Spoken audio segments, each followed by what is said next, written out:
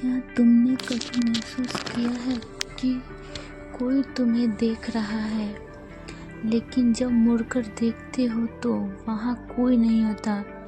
मुझे भी ऐसा ही लगता था, लेकिन फिर एक दिन कुछ ऐसा हुआ जिसने मेरी सोच बदल दी। रात के 2 बजे थे। मैं अपने कमरे में अकेले थी, फ़ोन चला रही थी। सब कुछ नॉर्मल था, लेकिन तभी मुझे ऐसा महसूस हुआ कि कोई मेरे पीछे खड़ा है।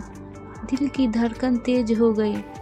मैंने हिम्मत करके पलटकर देखा, कोई नहीं था। मैंने सोचा शायद वहम हो रहा है। फिर से फ़ोन पर ध्यान दिया, लेकिन तभी अचानक खिड़की के पर्दे हिलने लगे, जबकि बाहर हवा भी नहीं चल रही थी। मैंने डरकर लाइट जलाई और कमरे के कोने कोने में देखा, कोई नहीं था। लेकिन जब मैं वापस अपने बेड पर बैठी तो फ़ोन की स्क्रीन अचानक ब्लैक हो गई और उस पर सिर्फ एक लाइन लिखी आई, मैं तुम्हारे पीछे हूँ। मैंने झटके से फ़ोन फेंक दिया। गले में कुछ अटका सा महसूस हुआ, जैसे कोई बहुत अजीब सी मेरी सांसें सुन रहा हो। मैंने धीरे से पूछा, कौन हो तुम?